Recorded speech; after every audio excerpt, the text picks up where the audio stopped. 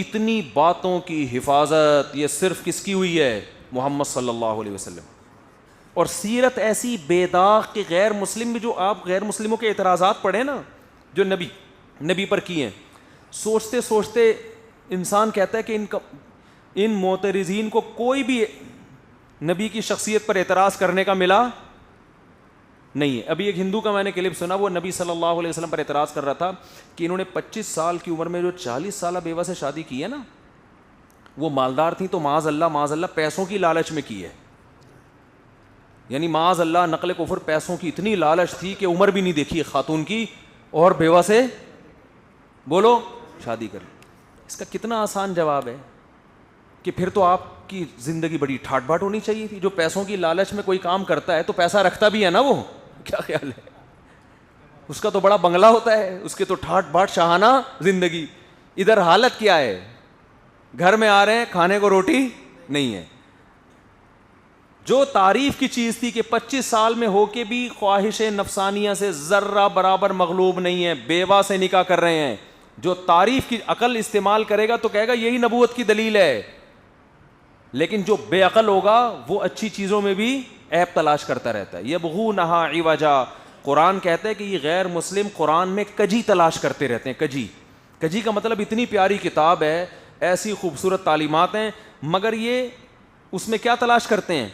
تو جس کا کام ہی ہو نا عیب تلاش کرنا ہے، اس کو تو عیب ہی نظر آئیں گے. وہ چشمہ ہی اس نے غلط پہنا ہوا ہے. لیکن جو سلیم الفطرہ انسان ہے اسے نبی کی سیرت بھی بے داغ، قرآن بھی بے داغ نظر آئے گا. قرآن بے داغ نظر آئے گا. ایک ملحد نے بڑے اعتراض کیے، میں تو ان کے اعتراضات دیکھتا رہتا ہوں، آج تک کوئی ایک اعتراض ایسا نہیں ہے جس سے سن کے ہمارے ایمان میں الٹا اضافہ نہ ہوا ہو کہ یار ان کو یہ ملا ہے. ٹھیک ہے نا. ایک ملحد ہے بڑا مشہور، وہ اسلام کے شادیوں پہ بڑا اعتراض کرتا ہے. ابھی میں شادیوں میں بیان نہیں کروں گا. وہ کہہ رہا ہے عیاشی سکھائیے، عیاشی. ویسے کہتے ہیں بد نظری بھی غلط، زنا بھی غلط، اور ایک طرف کیا ہے؟ عیاشی سکھائی جا رہی ہے. عیاشی کہ اتنی شادیاں ہوتی ہیں ان کے یہاں. تھوڑی سی کھوپڑی استعمال کرو تو انسان کہتا ہے کہ مرد اور عورت پیدا کس کے لیے ہوئے ہیں؟ ایک دوسرے کے لیے ہوئے ہیں نا، دوسرے سے دور رہنے کے لیے تھوڑی ہوئے ہیں. یہ تو اسلام کا حسن ہے کہ جو جس کے لیے پیدا ہوئے ہیں وہی کام کا حکم دے رہا ہے. نہیں آئی بات سمجھ میں؟ یہ تو پیدا ایک دوسرے کے لیے ہوئے ہیں. آپ نہیں کرو گے تو نہ ان کو رشتہ ملے گا، نہ آپ کو. سڑیں گے دونوں، ایک دوسری زندگی گزاریں گے، عذاب میں زندگی گزرے گی. اسلام میں تو بالکل نیچر کے مطابق بھائی جس کے لیے مرد اور عورت ایک دوسرے کے لیے پیدا ہوئے ہیں تو کرو گے تو ایک دوسرے کے لیے زندگی گزرے گی نا. نکاح کرو گے تو، نہیں کرو گے تو سڑتے رہو. جیسے آج کل ہو رہا ہے، مرد بھی سڑ رہا ہے بیٹھ کے اور لڑکیاں بھی سڑ رہی ہیں، شادیاں ہی نہیں ہو رہی. تو کرے گا تو ہوگی نا شادی. تو جو اسلام کی خوبیاں ہیں ان کو توڑ موڑ کے کیا بنا کے پیش کرتے ہیں؟ بولو نا، خامیاں. ہر اعتراض میں ایسا ہی ہے. میں تو ان کے جو اعتراض سنتا ہوں نا الحمدللہ اسی میں، جب یہ کہتے ہیں امی عائشہ اتنی کم عمر کی لڑکی سے محمد صلی اللہ علیہ وسلم نے نکاح کیا، یہ بہت زیادہ اعتراض کیا جاتا ہے. معاذ اللہ نقل کفر، یہ بھی عیاشی ہے. خوبی یہ ہے کہ 50 سال کی عمر میں ایک 9 سالہ لڑکی سے نکاح کیا، مگر اس لڑکی کو کیسا عشق ہوا ہے اپنے شوہر سے. آج عمر میں اتنا فرق ہو، اس کے بعد کوئی عورت اپنے شوہر سے ایسا عشق جیسی محبت کرے گی جیسی امی عائشہ نے نبی سے کی ہے.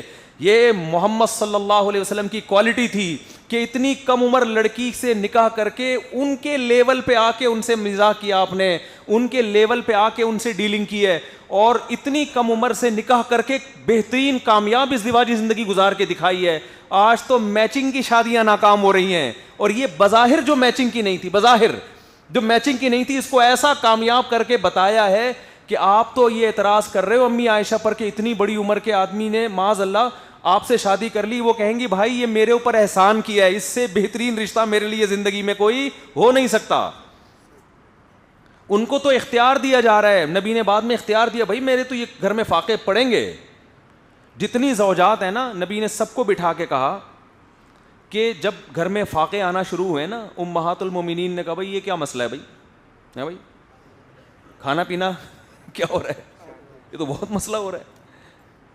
تو یہ تو نیچر ہے, عورت ظاہر ہے شوہر سے مطالبہ کرے گی, تو جب زیادہ مطالبہ کیا نبی صلی اللہ علیہ وسلم ناراض ہو گئے, اور قرآن کی آیتیں نازل ہوئیں کہ اے نبی اپنی زوجات سے کہہ دیجئے کہ اگر تمہیں دنیا کا مال و متاع چاہیے, عرب میں بڑے بڑے مالدار لوگ پڑے ہوئے ہیں, وہ اس زمانے میں شادی کرنا کوئی مشکل کام نہیں تھا, طلاق ہوتی تھی, دھڑا دھڑ رشتے آتے تھے. فتعالینا امتعکن واسرحکن سراحا جمیلا, آؤ میں تمہیں نکاح ختم کر دیتا ہوں, طلاق دے دیتا ہوں, اور کچھ مال و متاع دے کے رخصت کر دیتا ہوں, جہاں چاہے نکاح کرو, لیکن اگر میرے ساتھ زندگی گزارنی ہے تو میں بھی انہی فاقوں میں اور تم بھی انہی فاقوں. تو ساری زوجات کو نبی نے کہا کہ سب سے مشورہ کر کے بتاؤ, سب نے کیا ہوگا کیا واللہ عالم, سب نے کہا نہیں جی ہم نے آپ کے ساتھ رہنا ہے. جب امی عائشہ کو کہا گیا نا, نبی نے فرمایا کہ اے عائشہ جاؤ اپنے گھر میں مشورہ کر لو, جلد بازی فیصلے میں بولو نہ کرو. آپشن ہے, آپ کہہ سکتے ہیں کہ طلاق کا دھبا سے بچنا چاہتی تھی, اس زمانے میں طلاق کوئی اتنا بڑا دھبا, یہ ہمارا دور نہیں تھا, ایک ایک آدمی کی 4 بیویاں ہوتی تھیں, وہ تو دھڑا ادھر ایک نے چھوڑا 10 رشتے لائن سے لگے ہوئے ہوتے تھے. آپ اس کلچر میں جا کے سوچو.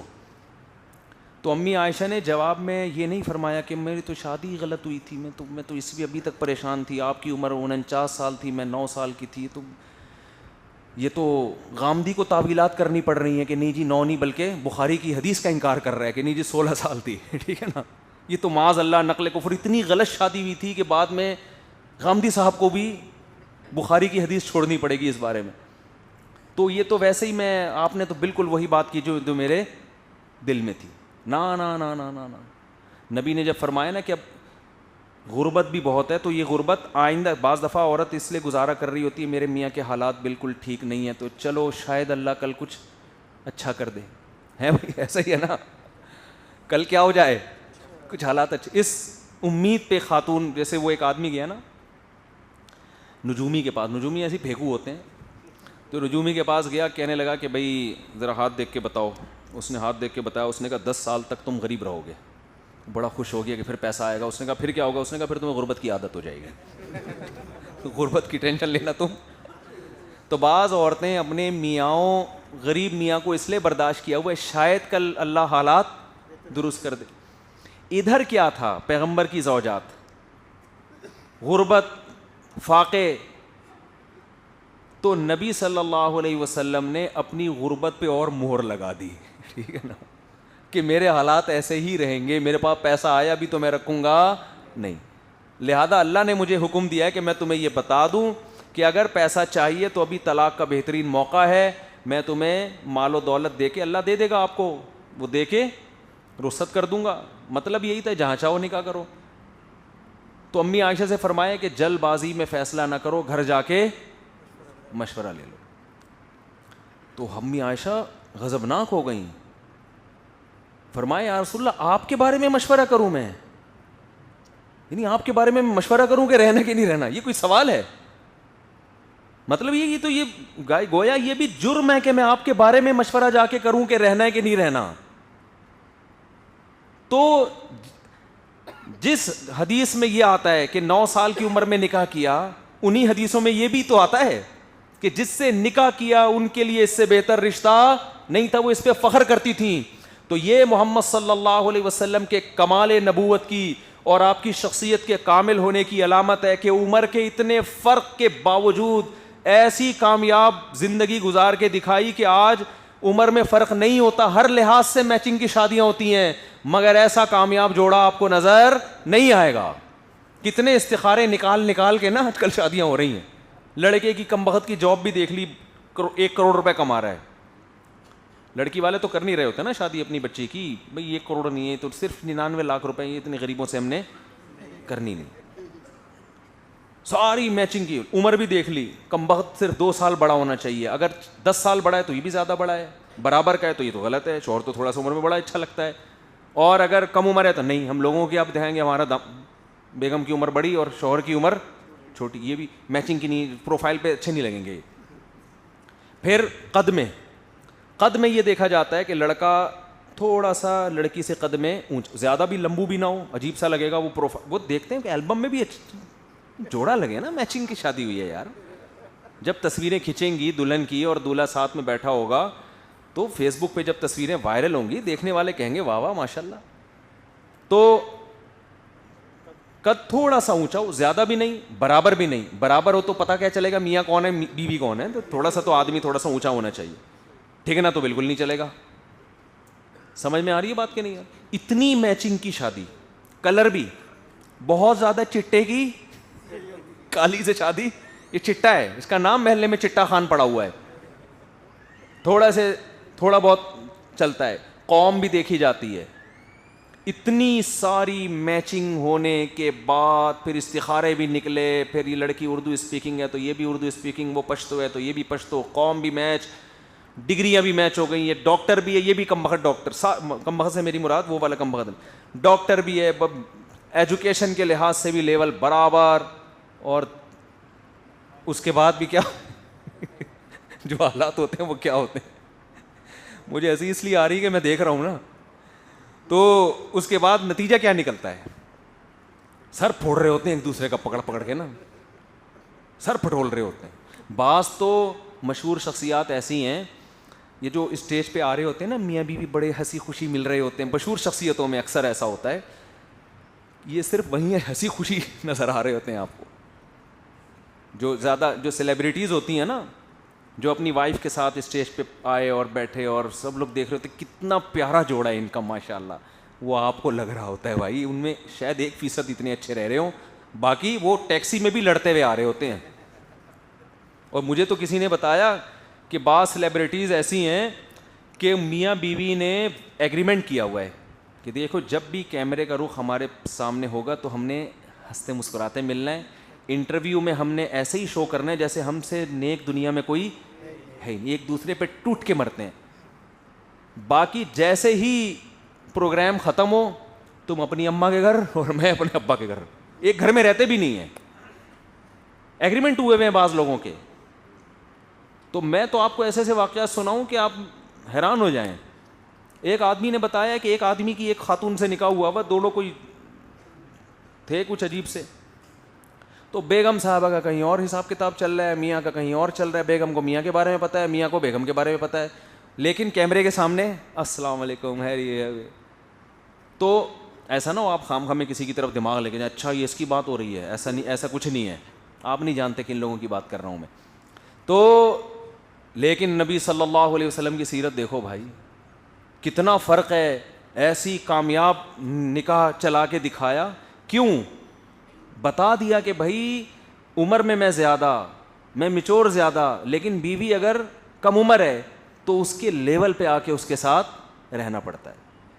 ہمارے نبی اپنے لیول سے نیچے آئے ہیں, ٹھیک ہے نا. امی عائشہ کی دلجوئی کے لیے جہاں سے وہ پانی پی رہی ہیں ادھر ہی منہ لگا کے پانی پی رہے ہیں, محبت کا اظہار کر رہے ہیں اس طرح سے.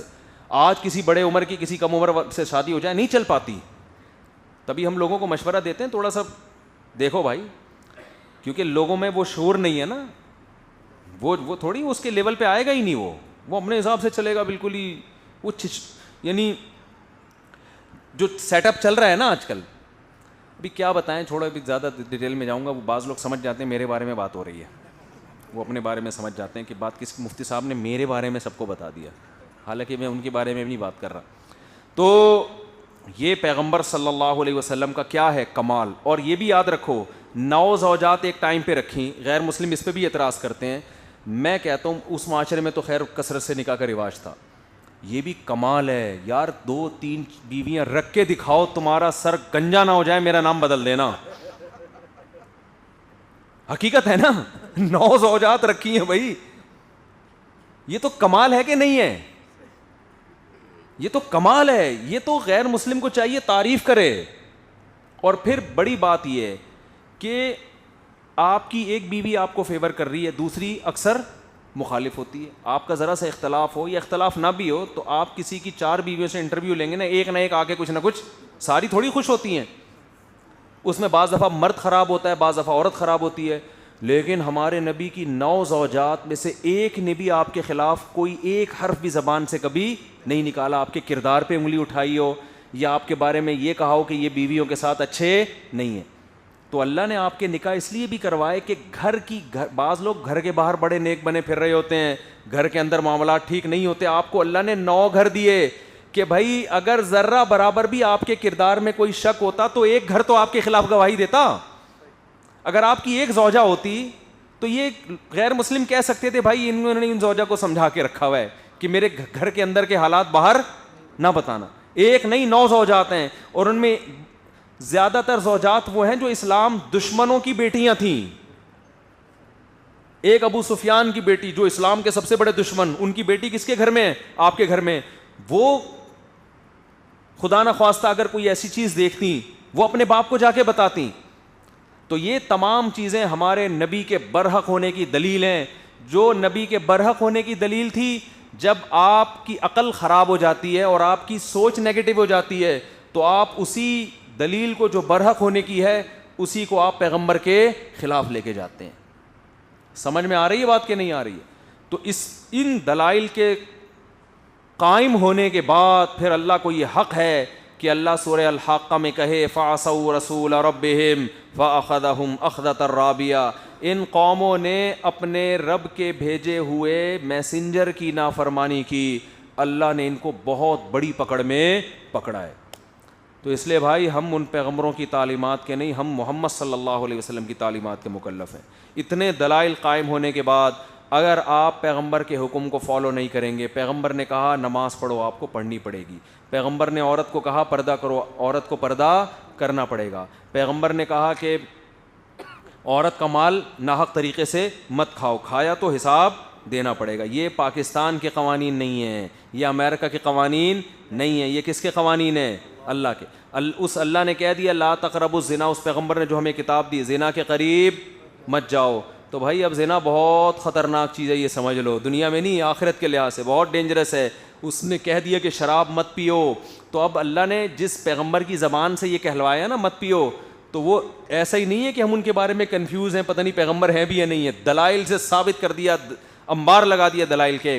اب اگر کوئی شراب پیے گا تو میرے بھائی اپنا وہ بیڑا غرق کر رہا ہے. وہ ملکی قانون کو نہیں توڑ رہا, وہ خدائی قانون کو توڑ رہا ہے. اس اللہ نے کہہ دیا باپ کے سامنے اف نہیں کرنا ہے, ماں کے سامنے بد زبانی نہیں کرنی ہے. اب اگر آپ ماں باپ کے سامنے بد کلامی کرو گے تو اپنے کلچر کے اگینسٹ نہیں چل رہے آپ. کلچر سزا نہیں دے گا آپ کو, کون سزا دے گا؟ کیونکہ بعض لوگ ماں باپ کے سامنے اف کرتے ہیں کہ ہمارا کلچر ہے. بھائی بعض اولڈ ہاؤس میں جمع کرا دیتے ہیں, ہمارا کلچر ہے. اب یہ خدائی قانون بن گیا ہے کہ باپ کو اولڈ ہاؤس میں جمع نہیں کرانا, ماں کو اولڈ ہاؤس میں جمع نہیں کرانا, ان کی قدموں میں جنت تلاش کرنی. اب یہ گاڈ کا قانون ہے, خدا کا قانون ہے. اب اس میں آپ کے پاس نو کا آپشن ختم ہو گیا ہے. سمجھ میں آ رہی ہے؟ اس لیے میرے بھائی داڑھی رکھنے کا بھی حکم دیا پیغمبر نے, اس کو بھی ہلکا مت لو. کلچر تو کہہ رہے نہیں رکھو, لیکن خدا نے جس میسنجر کو بھیجا صلی اللہ علیہ وسلم, انہوں نے کیا کہا ہے؟ رکھو. تو ایک طرف ہو جاؤ یا ادھر ہو جاؤ یا